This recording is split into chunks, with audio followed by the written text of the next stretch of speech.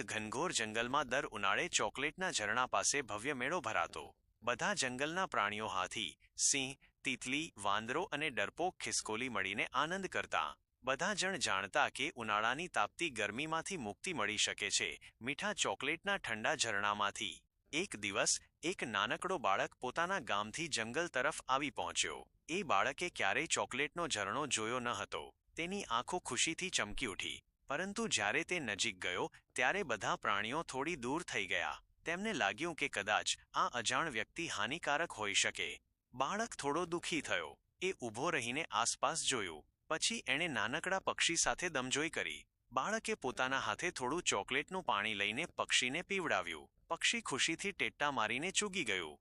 આ દ્રશ્ય જોઈને બીજા પ્રાણીઓ પણ ધીમે ધીમે નજીક આવ્યા. બધા મળીને ચોકલેટના ઝરણા પાસે બેઠા અને મીઠું ચોકલેટ પીવા લાગ્યા. બધાએ એકબીજાને આપસમાં ચોકલેટ પીવડાવી.